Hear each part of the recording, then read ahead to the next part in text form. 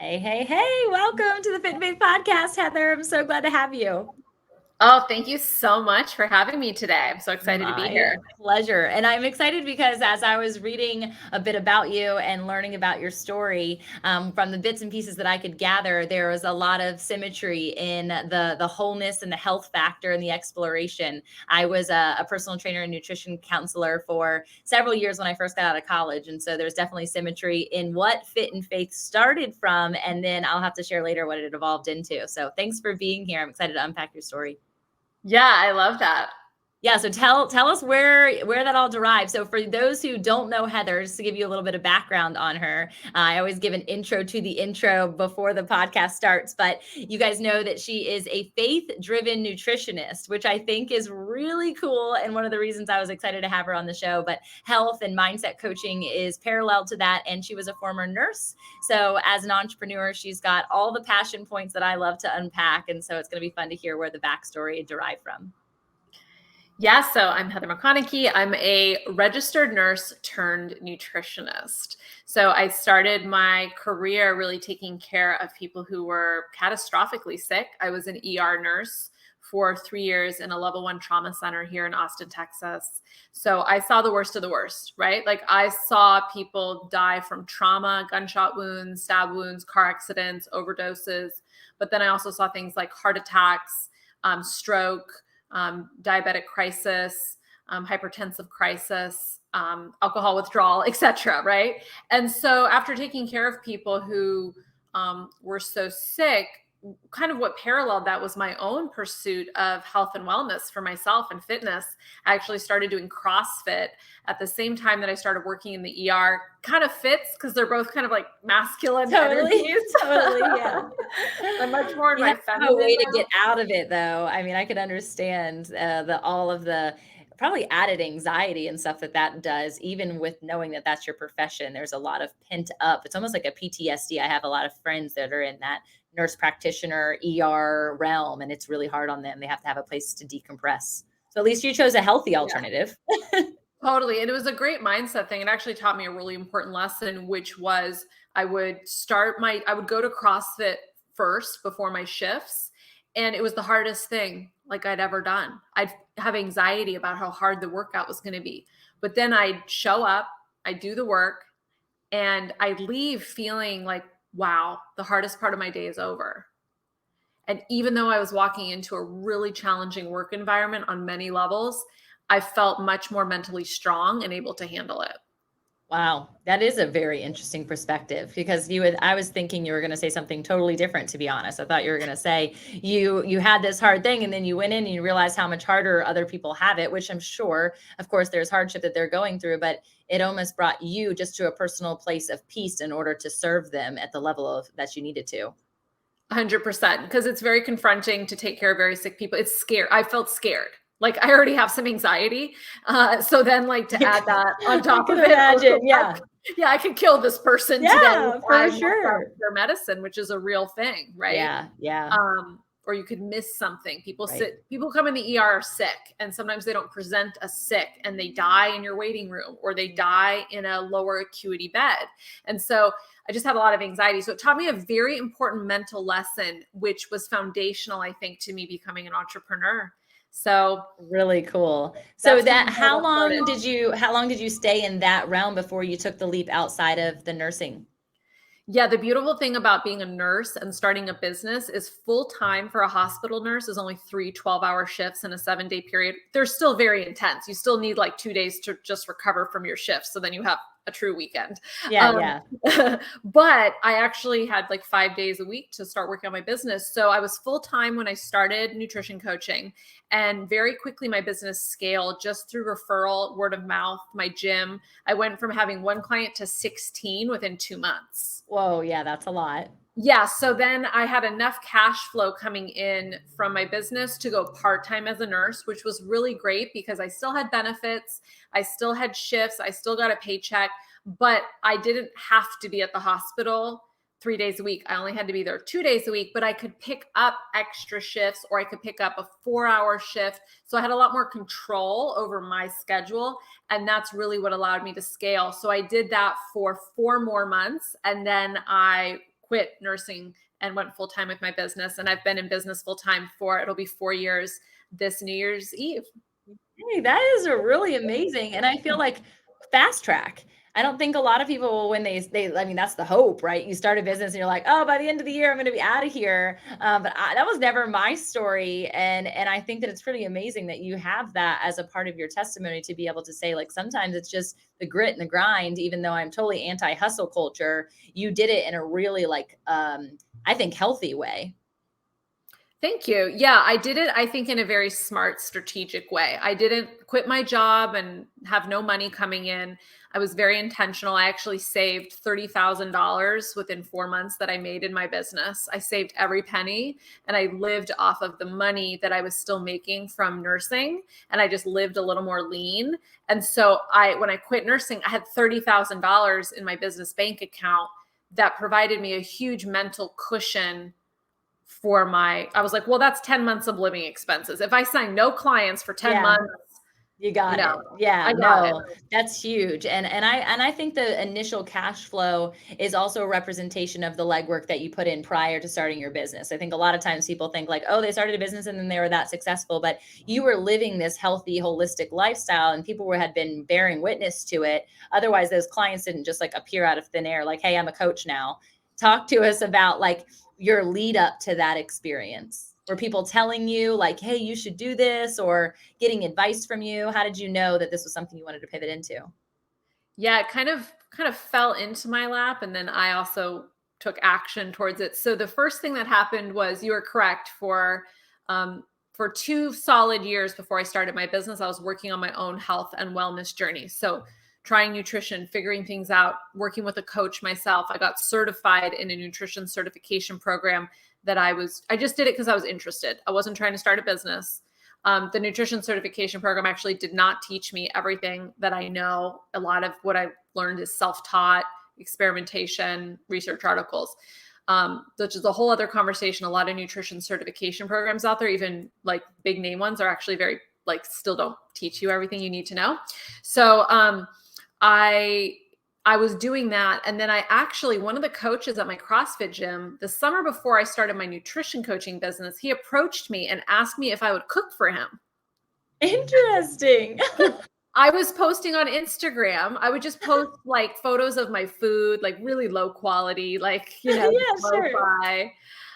Here's my breakfast bowl. And he was a CrossFit coach, and he was like, would you cook for me? And I was like, well, okay, I could try it. So I cooked him, I think, like 2 meals a day, 5 days a week. So I batch cook him 10 meals and deliver them to him. And then all of a sudden, people at the gym, oh, well, I want in on that. Will you cook for me? How do I join? Like, everyone wanted the meal prep. And all of a sudden I was cooking 75 meals a week in my home kitchen, in addition to juggling full-time ER nursing. And I did that for a summer, and I made money. My profit was $1,800 basically from the summer. Okay. But I even looked at renting commercial kitchen space and scaling it. And then I was like, the profit, I'm not even business trained. I just instinctively, I knew. I was like, this isn't going to work. Yeah, I was like, this isn't going to work. Like, the profit margins are like horrible here. Yeah. Meal prep. That's why there's no meal prep businesses. Yeah. And then every time they start, they go down. Yeah. Yeah. It's actually when you want to start a business, look at all the other people are there other businesses that are successful doing what you are. That's actually a good sign. So true. Like, market saturation is a good sign that actually there's demand for your product. If there's no one doing what you're doing, there might be a reason. Right. A lot of people think that they're like novel, and they're like, oh my gosh, I have this brilliant idea. Nobody has done this before. And I'm like, oh, they probably have, because no idea is new. Right. But that's a really good advice for the startup, right? And for recognizing that you have to do your market research and understand the profit margins in comparison, because meal prep can be profitable if it's partnered with coaching and all these other pieces. It's not necessarily the meal prep that's profitable. It's the other component. So I was curious, even to go back some more to your history on this understanding of nutrition. Like, I was raised in a home where my parents were very health conscious. They were like the original Gold's Gym rats out in California, and then came to the East Coast when my dad was in the military. And so they were like the only people who would be outside running. Like Virginia Beach was not adopting what was happening in California at that point. And they're like, why are you, it's freezing outside. Why are you wearing shorts and running a marathon? What's wrong with you? Now we've come to terms with that, and we're very much a health conscious, but still I go to California, there's like a whole nother realm of health and wellness, and it's still not fully adopted over here. So what was your childhood like, and how did that apply to what you do now? Great question. So I was raised in Eugene, Oregon, which is a very outdoorsy place. I grew up doing tons of outdoor activities, skiing, biking, hiking, boating. So I was very active as a child. And while I wasn't super into team sports, like I never played sports in middle school or high school, I just grew up being active, hiking, riding my bike. Food was something that I enjoyed. My mom was a big baker. She loves to we would go pick strawberries like fresh from farms, and then she would make them into fresh jam. But she also baked a lot. There was always dessert, but there was also what I remember from childhood is there was always a salad at dinner. There was always like vegetables, but there was also like white bread and margarine on the table. And then there was also always dessert. Always, always. It was the well-balanced meal, right? Yeah, Isn't that what they were taught though? If you see the pie chart and it was like 20% right. here, 30% here. Oh, don't forget your sugar and your gluten and all the other things that you shouldn't really have. But for some reason, somebody decided it was a good idea. Right. Yeah, exactly. And I never got I was never told to eat less or don't eat things, but I did gain weight as a teenager. And while I never dieted or anything as a teenager, I did start working out distinctly around age 15 or 16, and got really into fitness as a way to reshape my body. But, when you're young, I don't know if other people listening have experienced this, but until I was about 28, I could almost eat whatever I wanted and work out and be fine. And it was like 28 is when things started to tip a certain way. And I've noticed this with my clients too, actually. There's something about that age in women's bodies where it just becomes a little harder to get away with Yeah. that. Yeah, I definitely experienced that. I was actually after both of my kiddos though at that point, but I had jumped into fitness and nutrition so early, and none of my friends, it was like the hardest sell ever to be a 21-year-old telling people to come work out with me at 5 in the morning. They're like, absolutely not. What is You're like, wrong no, with thanks. you? No. And they were all tiny like people, right? Like they were just like living that party life. They're like, no way, you're crazy. And I just always kept saying, like, there's going to come a time. There's going to come a time. And all of my clients at that point were in their mid 40s and 50s. And I was just this like young buck, like, get in the sand, get dirty, you can do it. Right. And it wasn't until I had kids and I hit that age, that 28, 29-year-old age, where I was like, oh, this is harder than I made it seem. This is really difficult. But at the same point, all of those girls who weren't working out then were absolutely working out by then. And like, how are you so tiny? You're so little. I'm like, well, it's because I've been training my body for a really long time.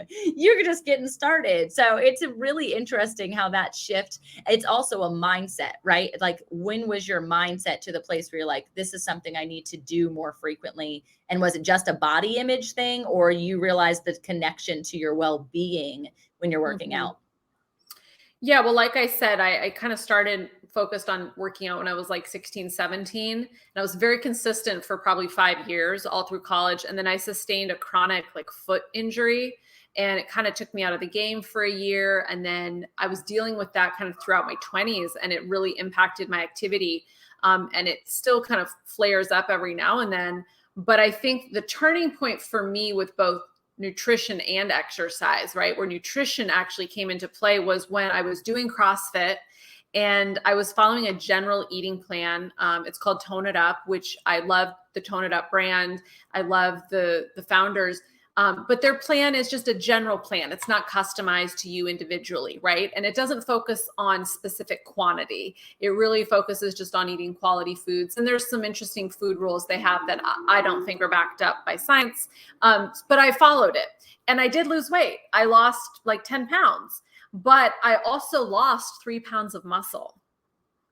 And this was despite doing CrossFit. Like I was lifting heavier Wow. weights than I'd ever lifted in my life. I'm like, how am I losing muscle? Wow. So then I thought, okay, well, my friend over here who's 15% body fat and CrossFits 2 hours a day, she eats pizza, ice cream, whatever she wants.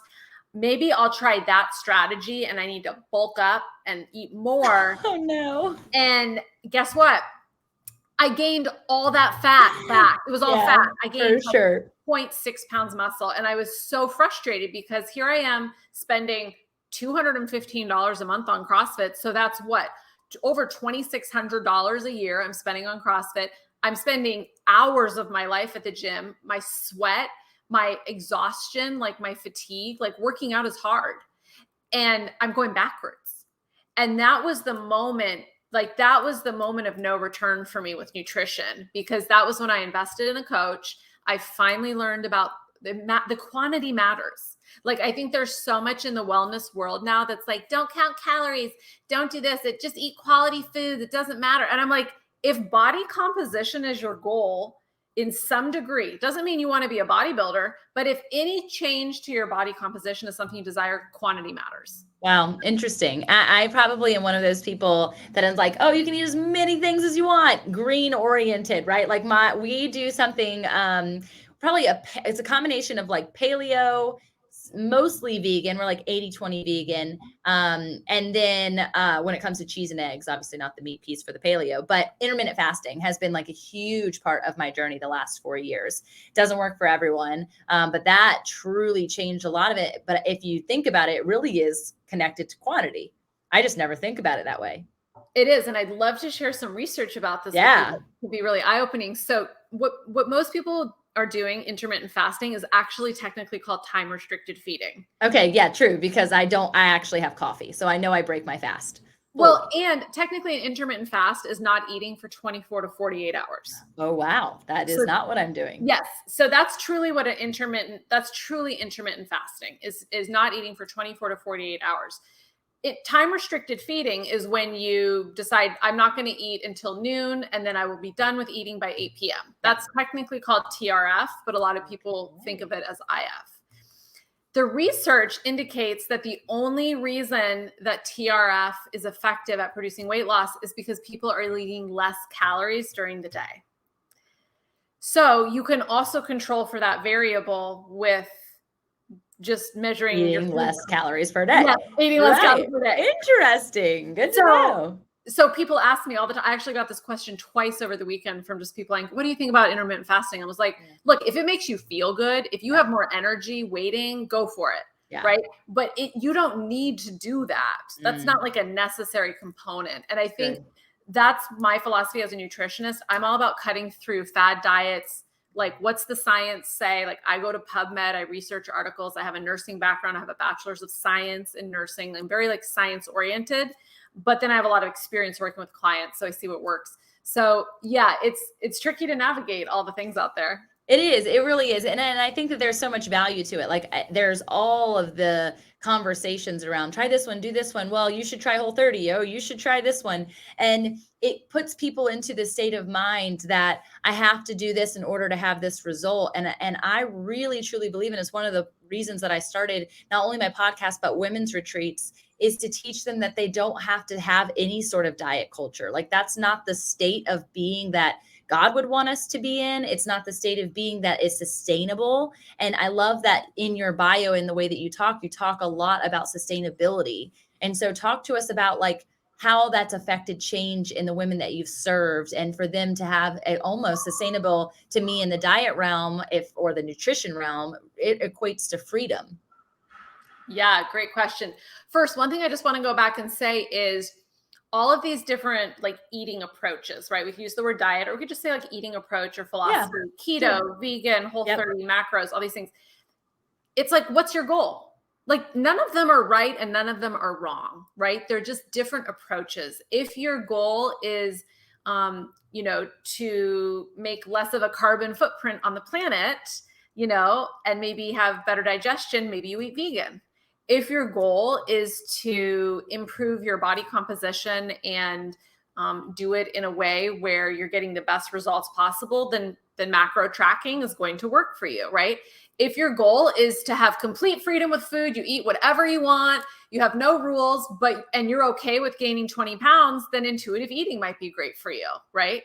I've actually worked with an intuitive eating coach and I wanted to try it. And guess what? I had freedom with food, but I also gained like 10 pounds. Yeah. I feel like that would be me. I feel like. Yeah, I probably eat peanut butter and jelly sandwiches every day. Guess what? My body turns that into fat. That's awesome. That's so awesome. There's not like one right way to eat, right? Yeah. But it's like, really, what's your goal? And so my program promise, the specific thing I'm really an expert at delivering is improving women's body composition, right?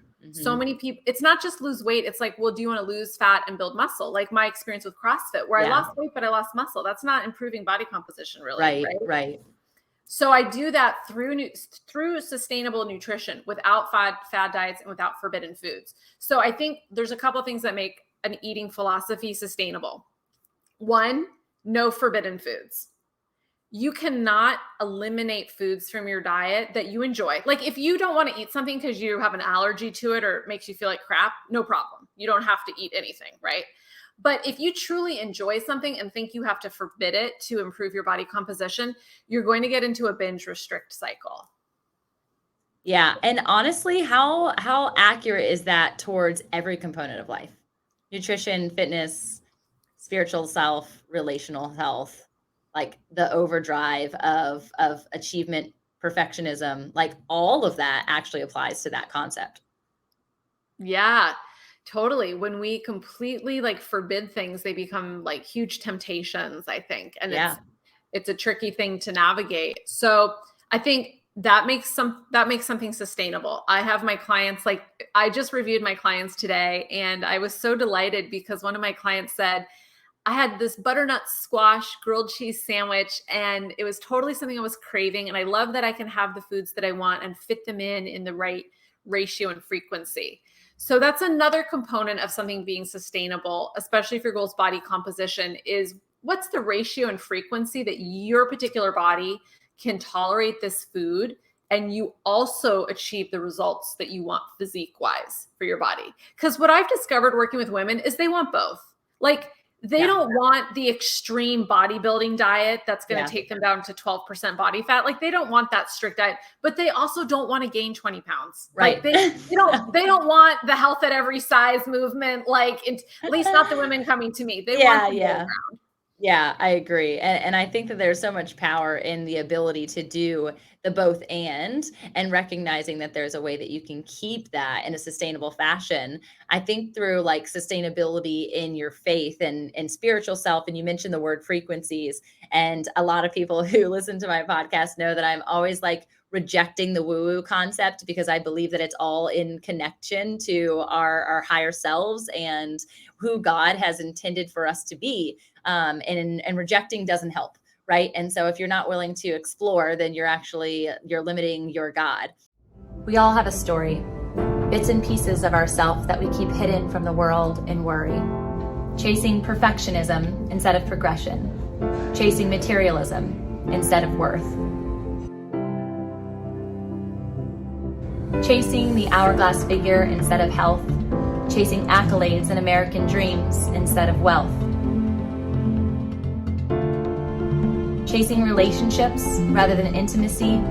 Chasing lies instead of the truth. We stand naked and afraid, unknown and covered in shame. But I refuse to let Pandora's box let us stay stifled and lame. Destined to live a life of freedom, integrity, and love. Unshackled and beautiful, worthy, known from above. His promises are in the rainbow.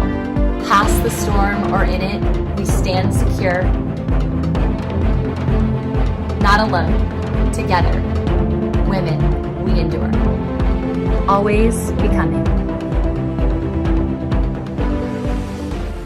And so talk to us about what your knowledge is around like frequency and energy connected to like the scientific methodologies of food, health, well-being. Mm. Okay, just to clarify, when I was talking about Yeah. frequency in that context, I was meaning like how often you eat the food. Gotcha. Yeah, Okay.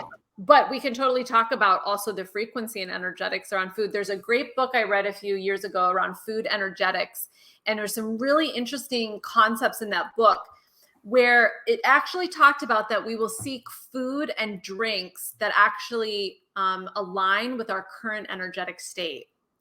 So for example, and this, I'll just give an example from my own life. When I was building my business as an entrepreneur, I drank a lot of coffee. And I am caffeine free right now. This is my natural Wow. energy. Good. I love This is that. just me on water, y'all. No stimulants, no cocaine, no caffeine, nothing, no meth. So proud Okay. of you. So proud of you. Thanks, guys. This is lemon water. But I used to drink a lot of caffeine, and Yeah. what I discovered was I was anxious a lot. Mm-hmm. And caffeine matched that. Caffeine Wow. has the frequency and energy of anxiety. It's a sympathetic nervous system stimulant. Wow. And so I've learned that sometimes people are matching like the food energy, like with kind of how they're feeling. Like if you're feeling depressed and sluggish and down, you tend to pick foods that match that. They're sluggish foods like cheese and bread. You're Like they're so right. slow Yeah. foods, right? People call them comfort foods, right? Only to make themselves feel better, but it's actually Right. like making you less comfortable. Like it's Right. actually causing you to have inflammation and lethargic and all, like you want to go back to sleep. I was all up in that for so long, to the point where I was taking like 3-hour naps per day. Wow. And I would wake up and I had convinced myself, especially when I was pregnant, but even before and after, that I needed to eat when I woke up to go to the bathroom in the middle of the night. And so I would go and have like 1, sometimes 2 bowls of cereal and then go back to sleep.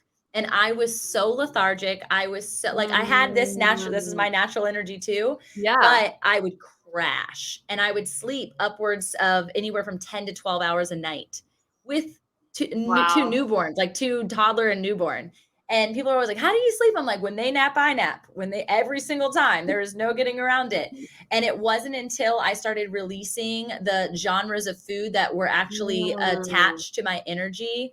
And my husband actually got me to do the things and practice the way of eating that he had for so long, that it shifted not only my well-being and my mindset towards food, but also my body image and how I was utilizing my body as a vessel. This was like almost like you can see even in pictures, it's like pre-Jesus, post-Jesus. And it's not necessarily that Jesus changed my body, but there was a new sense of stewardship that I had in my body Yes.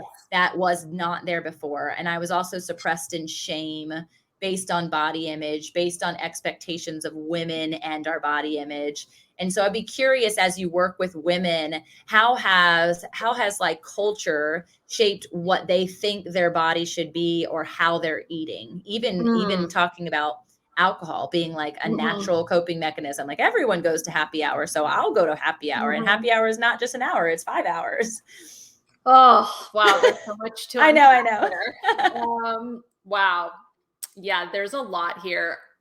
I think when I came to faith, one of the things that drew me to faith was really being so disgusted and fed up with like the culture of sexuality, like, Totally. and the lack of sacredness around sexuality and the just like demeanment and debasement of both men and women, like their sacredness, right? That's good. It's a beautiful word.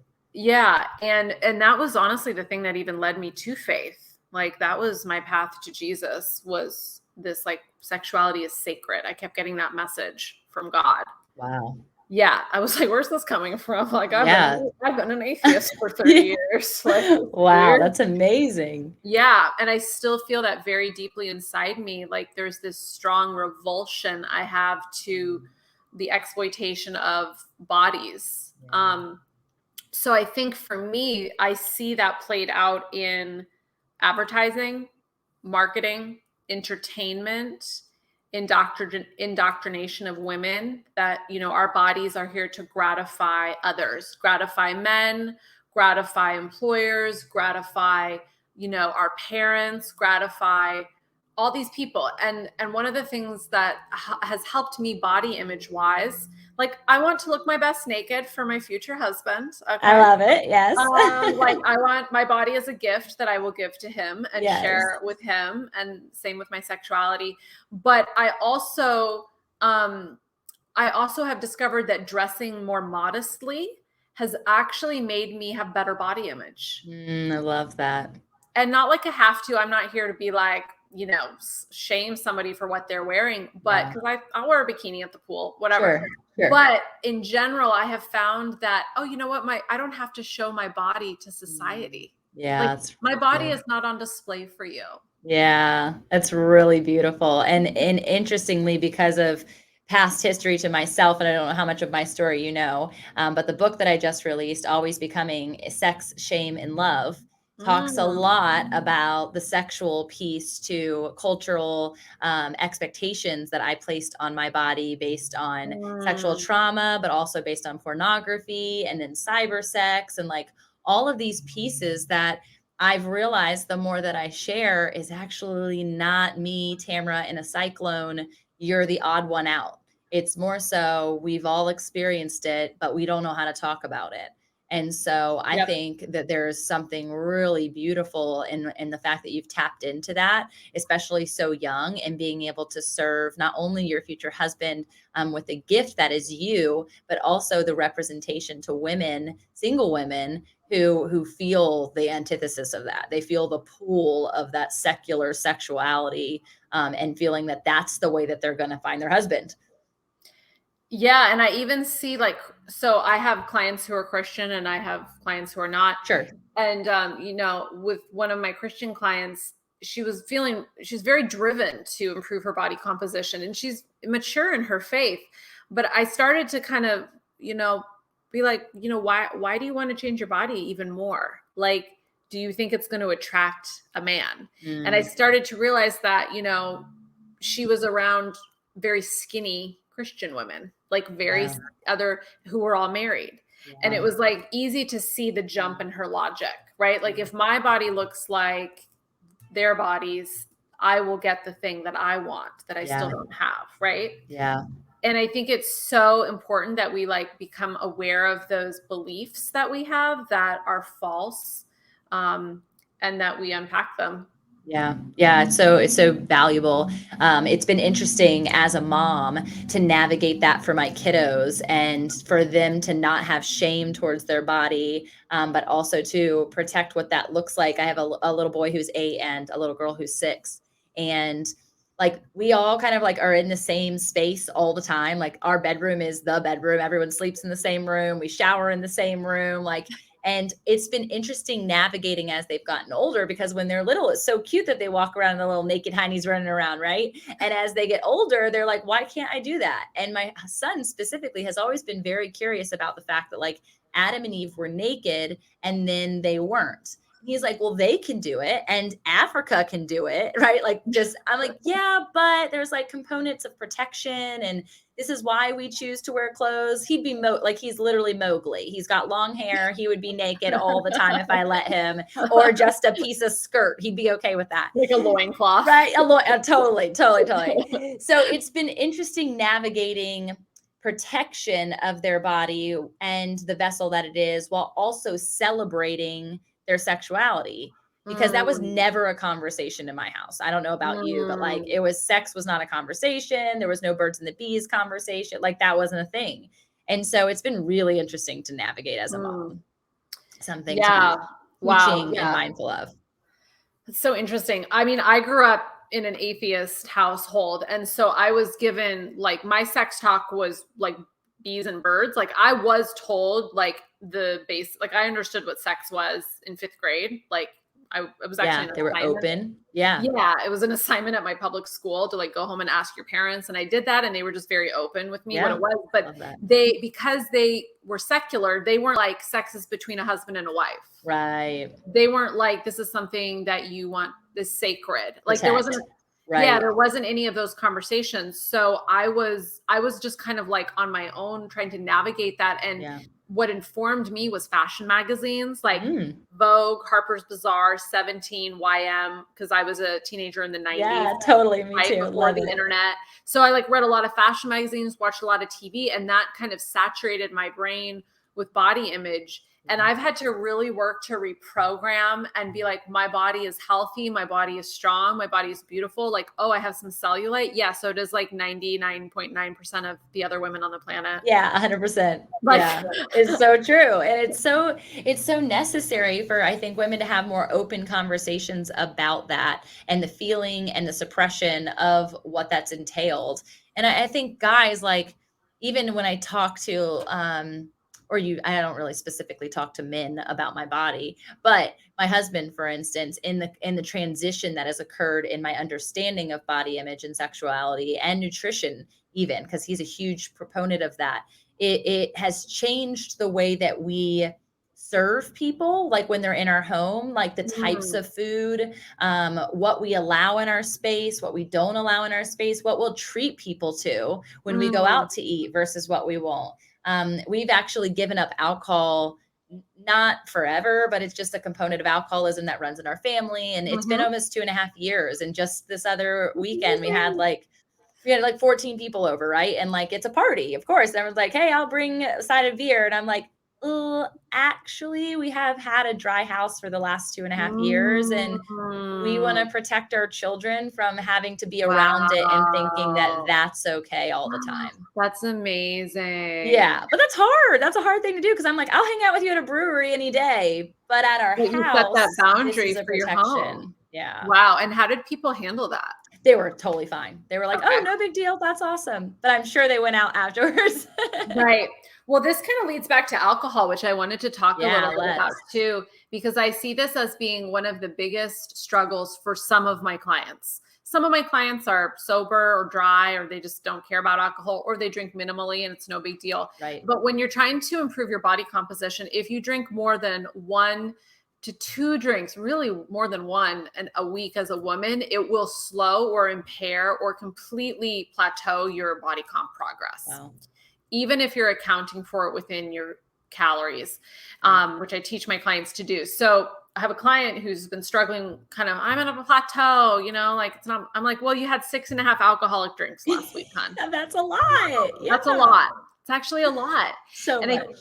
I think alcohol has become so normalized in our culture. And I also have noticed it can be normalized within the Christian culture, because I was going out with a Christian guy earlier this year who was very straight-laced about all the things, except he had no issue with the fact that he wanted to drink 3 to 5 drinks every night, Wednesday through Sunday. Oh, wow. Monday and Tuesday, he didn't drink.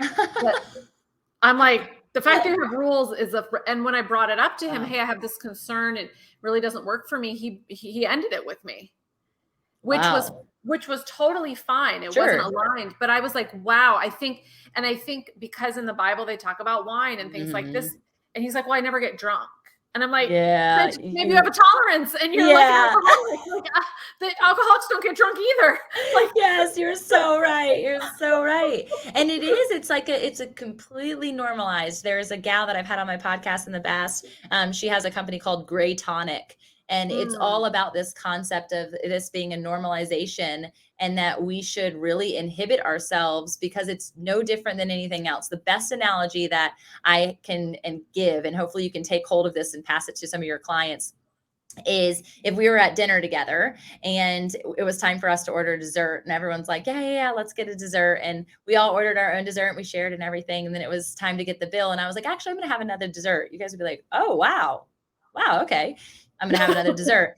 I eat the other dessert and everyone's kind of like giving me the side eye, right? And then I'm like, actually, I think can I try the other dessert on the menu? And if I continued to do that and I had 5 to 7 desserts, people would be very concerned. There would be a conversation. There would be I think you've had enough. Don't you think? Are you okay? Like, what's wrong? You're going to like have a heart attack or a diabetes episode. Like something is wrong. But the alcohol is the same sugar content, and that's totally fine. And it has toxins. 100%. It's like alcohol molecules, which are straight up toxic to the liver. Oh, bad. So bad. So just to think about it from that lens, it Wow. allows people to be like, oh, okay, Right. that's not okay. Two is not okay. Like that people don't do that.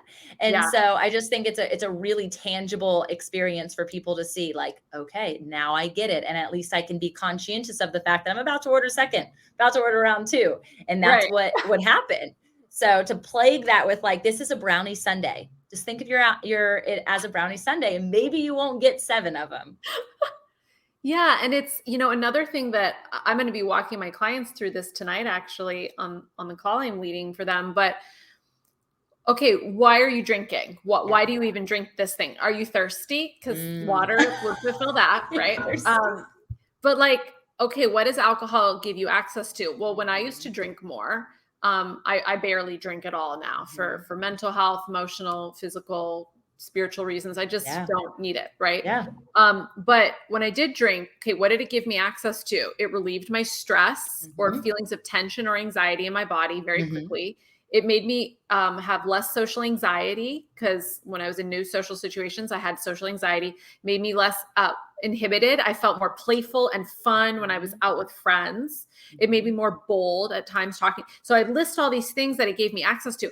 Well, why do I think I can't generate those feelings for myself sober? Totally. And it's such a hard thing to do when you're so used to the opposition of that.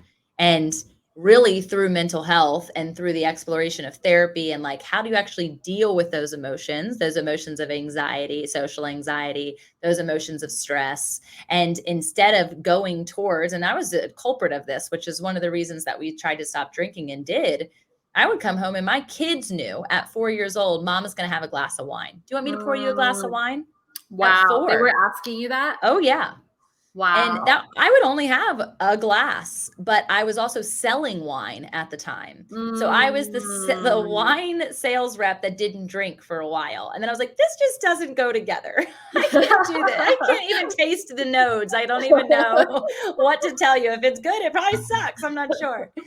But it was the recognition that like, it's not just you that notices the need. There are people around you who are noticing that this is your only time that you're that joyful. It's your only time that you're that free. And I wanted to experience freedom in every component of my being. And it took a lot of hardship and actually having conversations, like real communications about how I felt with my husband versus just like, hey, let's have sex because we just had a couple of glasses of wine.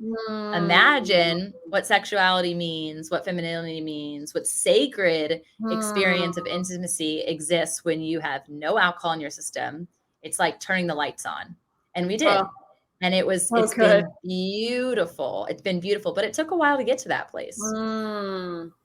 Yeah, it's a challenging substance for people to navigate through. I have a lot of people who, because I have them drink less alcohol and I really push them towards that, they have to confront this stuff. And I'll have people be like, I know this program wasn't like a sobriety program, but like I got sober during your program.